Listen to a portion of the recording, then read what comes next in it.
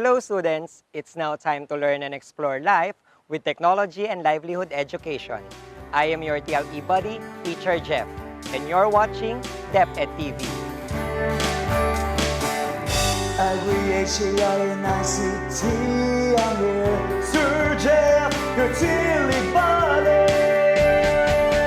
Your safety is our priority as we turn your dreams into reality. Be future ready with TLE. Did you know that there was a time when surveys were conducted by means of distributing forms to people in public places? Once enough forms have been answered, the data were collated manually and results were computed only with the aid of a calculator. Conducting a survey and gathering data are now easier through the use of online tools. Have you tried conducting surveys? What was your purpose? Surveys enable you to gather data on a specific topic. The collected information can produce results that can be plotted on a graph and evaluated. Charts can also be used to illustrate results. Before we start a new lesson, let us recall our previous topic. Look at these pictures and identify what activity can be done. You will be given 10 seconds to think for your answer.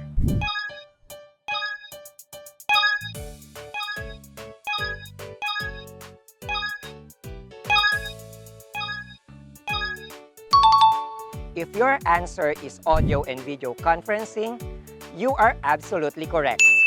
Audio conferencing is sometimes called teleconferencing and traditionally means using a telephone instrument to conduct a business meeting, while video conferencing is the use of video and audio devices to connect two or more people in different locations on the globe, simultaneously and in real time, using the internet.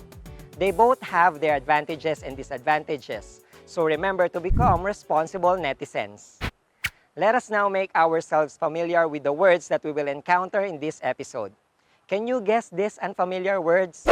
Arrange the given letters to identify these unfamiliar words. Let's start.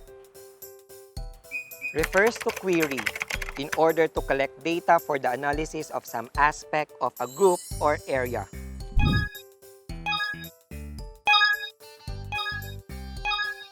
And the first term is survey. A printed or typed document with blank spaces for insertion of required or requested information.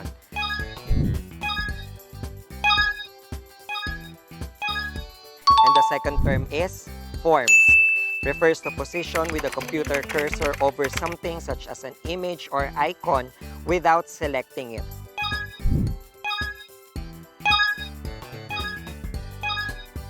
And the third word is hover. Refers to factual information such as measurements or statistics, used as a basis for reasoning, discussion, or calculation.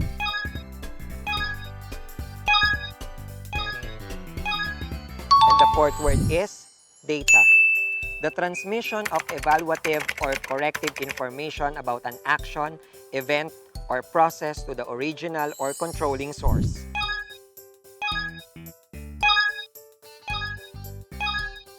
And the fifth word is feedback. Remember these words so that it will be easier for you to fully understand our lesson for today. Read and understand each statement carefully. Identify whether it is an advantage or disadvantage of an online survey. Write letter A for advantage and letter D for disadvantage on your answer sheet. You will be given 5 seconds to answer each item. Number 1. The time span needed to complete an online survey project is on average 2/3 shorter than that of traditional research methods.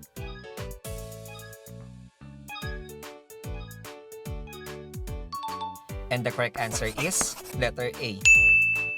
Number 2. The lack of a trained interviewer to clarify and probe can lead to less reliable data.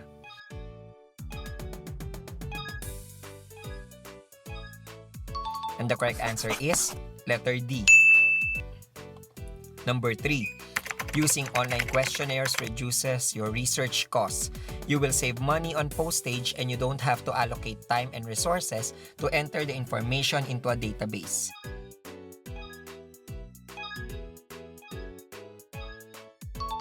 And the correct answer is letter A. Number 4.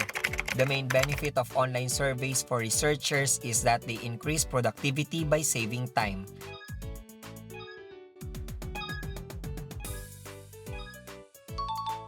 And the correct answer is letter A. Number 5. Online surveys could be deleted and ignored. People hate feeling poked, and if they get annoyed, they just have to click delete.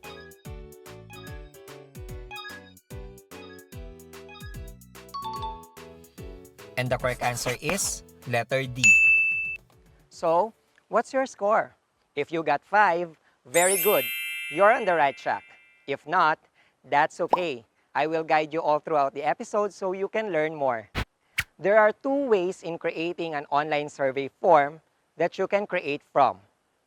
One is the Google Drive, and another one is the Google Sheets. Here are the steps in creating an online survey form from Google Drive. Step 1. Go to drive.google.com. Google Drive provides 15 gigabytes of free Google storage to save any type of file in one place. Step 2. Click the Add button in the left. Step 3. Click New in the top left, hover over More, and choose Google Forms. Step 4. A welcome message will appear just like the next figure. Click Get Started. Step 5. A form template opens and there you can add any questions for your survey. Letter A. Start with the title of the survey. Click Untitled Form in the upper left corner and type the desired title. Letter B. Check the box labeled Show Progress Bar at the bottom of form pages. If you like to see the progress bar, indicating how much of your form they've completed. Letter C. Type the question in question title text box. Letter D. Select the question type. Letter E. Click Done. Letter F. To add another question, click Add Item button. Now, here are the steps in creating an online survey form from Google Sheets. Step 1. Click New in the top left and choose Google Sheets in your drive. Step 2. Click Insert menu and select Form. A message will display at the top of the page that a new form has been created. Step 3. Click Add Question here to begin editing your form. Tip: to get rid of this message, you can click Dismiss and continue editing your spreadsheets. Here are the steps in processing online survey data by using Google Form. Number 1. Create an account using Google. Click Create Account and then select For Myself. On the next page, you provide some information, first and last name, username and password to create your account. You also have to verify your phone number so Google can make sure you're not a robot.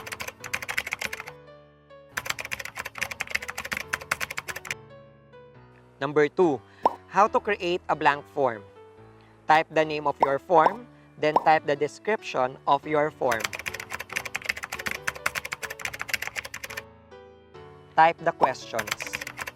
Click the drop-down menu next to the question field. Then, select the type of question you want from the list.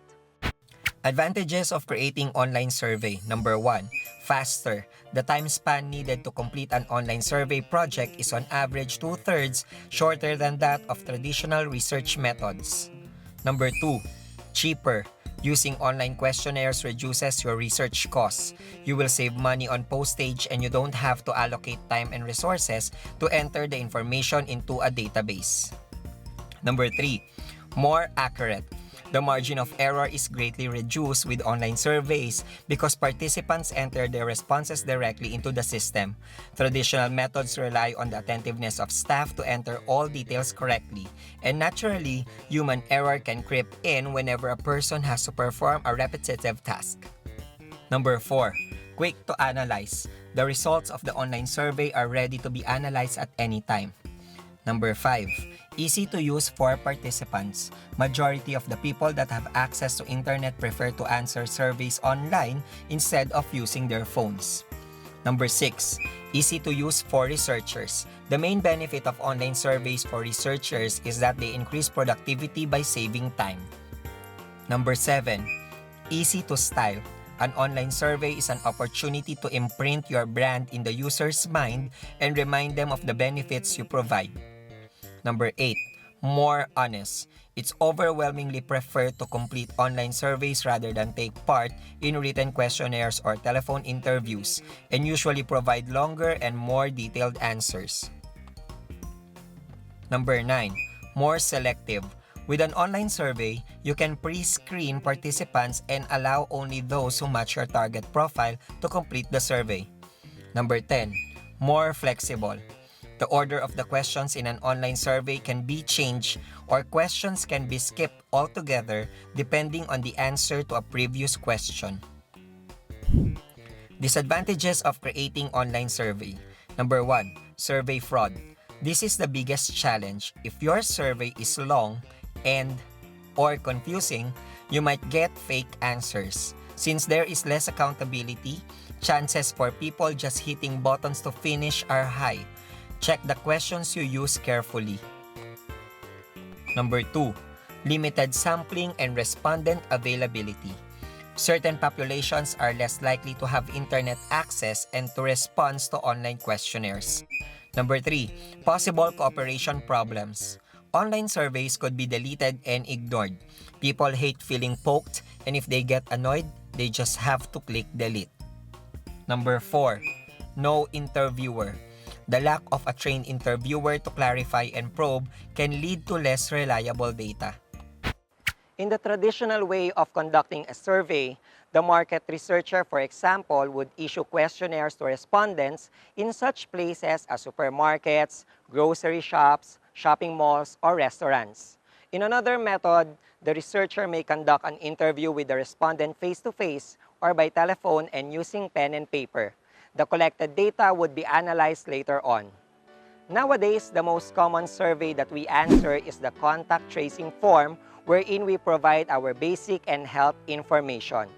The traditional way of answering the contact tracing form is through paper and pen, while the online survey is done through the use of our mobile phones and the QR or quick response code. Get a piece of paper and a pen and answer the questions that will be shown on the screen. Read and understand each statement carefully. Choose the letter of the correct answer and write it on your answer sheet. You will be given 5 seconds to answer each item. 1. What is an online survey? A. A collection of questions and answers. B. A group of sentences or a paragraph to read. C. A pen and paper form to answer the questions. D. A questionnaire that the target audience can complete over the internet.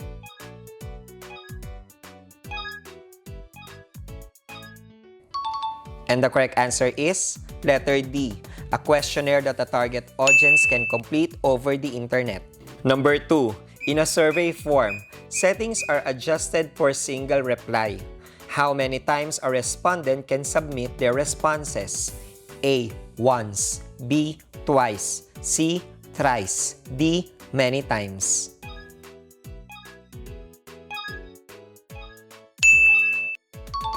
And the correct answer is letter A, once. Number 3, online survey are usually created in a pen and paper form. Is it true? A, yes. B, no.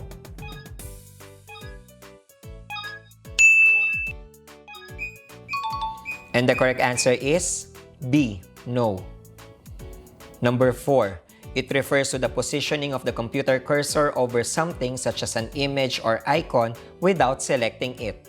A. Data. B. Forms. C. Hover. D. Survey.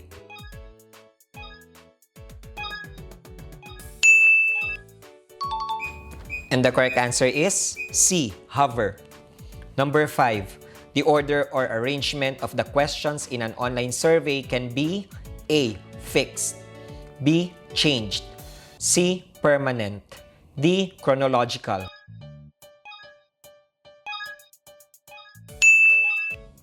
And the correct answer is B, changed.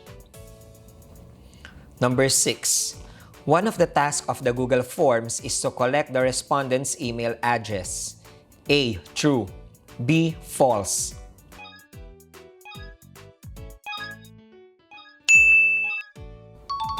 And the correct answer is A, true. Number 7. Which of the following is one of the advantages in processing online survey data? A, possible cooperation problem. B, limited sampling and availability of respondent. C, the survey cannot be changed all throughout the process of data gathering. D, easy and convenient for respondents to complete surveys online.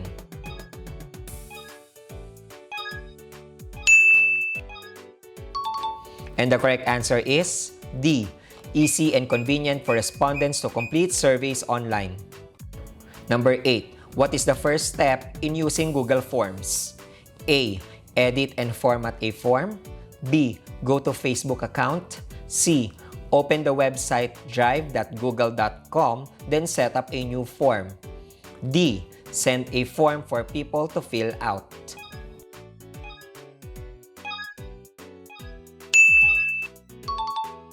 And the correct answer is C, open the website drive.google.com, then set up a new form. Number 9. Why Google Forms is one of the recommended online survey tool we use in processing an online survey data? A, Google Forms is an online game tool. B, Google Forms is a tool for online shopping. C, Google Forms is a tool that allows collecting information via survey.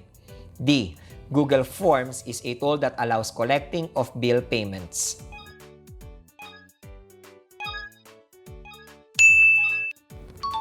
And the correct answer is C, Google Forms is a tool that allows collecting information via survey. Number 10.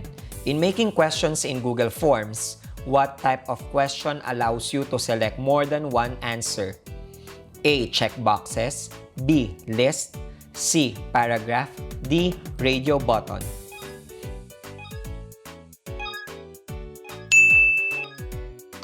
So, what's your score? If you got 10, very good. You're on the right track. If not, that's okay. We will have a short review on the next episode. Creating an online survey form can help you gain a better understanding of what makes you gather feedback, while processing online survey data can be very time-consuming and boring. Survey data processing consists of designing, data entry and data capture, data quality assurance and analysis, and reporting and data tabulation. When you conduct a survey, you ask people a question or a series of questions in order to gather information about what most people think about something such as an idea, person, product, or service. The data from this survey can be analyzed qualitatively or quantitatively. A qualitative analysis gives more importance on the response of each participant, regardless of how many respondents participated. From the responses, patterns are drawn to derive a generalization. The respondents has trusted you their personal information, so remember to keep this in private. Let us summarize our lesson by filling in the blanks with the appropriate word or phrase that correctly fits in each sentence on creating an online survey form. Number 1. Online survey form is a questionnaire created as web form with databases that is completed by respondents over the blank.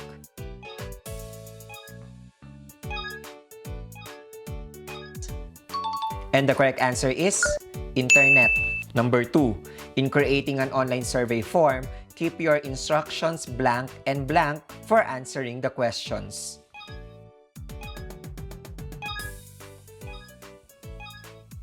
And the correct answer is clear and simple. Number 3. The format of the online survey form should be blank.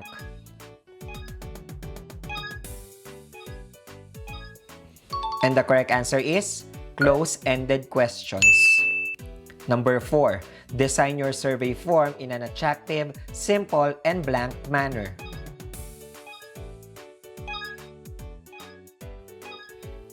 And the correct answer is short. Number 5. At the end of the question of the online survey form, blank should be included.